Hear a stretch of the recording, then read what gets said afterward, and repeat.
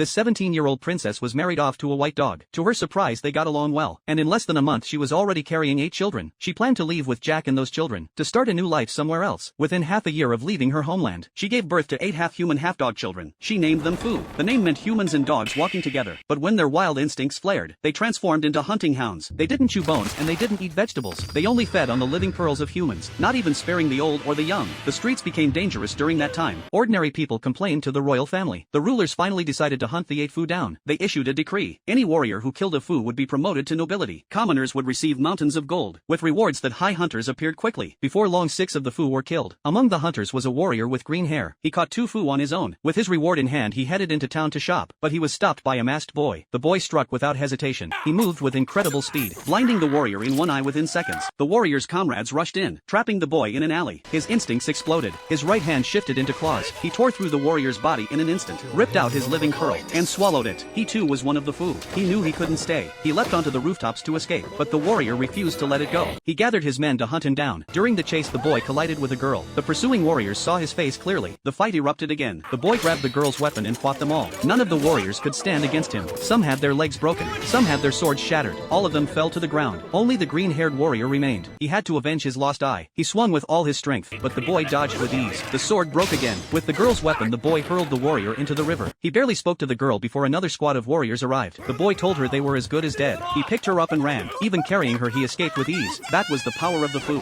By dusk they finally shook off the hunters. After a brief conversation, the boy learned the girl's name was Hamaji. She had lived alone in the mountains, surviving as a hunter. She had only come here because her brother invited her. Since she couldn't read she had wandered the streets. The boy saw the address on the letter was nearby. To thank her he promised to help her find her brother. On the way, Hamaji almost said his white hair looked like dog fur. She didn't mean it as an insult. The boy asked if she thought he was disgusting. Hamaji said his hair was beautiful. He found her strange, yet the short time they shared left them both with a deep impression. Hamaji didn't know that she was part of the reason her brother had called her here. Following the direction the boy pointed, she finally saw her brother's address. She was overjoyed to see him. Her brother was stunned and dropped what he was holding. He was amazed she had finally come. They hadn't seen each other for many years. They both cried together. Hamaji wanted to thank the boy, but he had already disappeared. Her brother took her to the place he lived. Hamaji hadn't expected it. In such a large city, her brother's home was shabby and broken, but she liked it. Through the skylight she could see the cherry blossoms. When the neighbors heard a girl had arrived at his place, they all came to take a look. Everyone was warm and curious about the girl from the mountains, especially the head boatwoman. She sold food from her boat every day. People called her the boat bug. She told Hamaji that unlike the mountains with their rich resources, here it was hard to live without money. But her brother had his own plan. Tomorrow he would take her hunting Fu. With his talent he could make money fast. The next morning he dressed Hamaji as a boy, and their work began.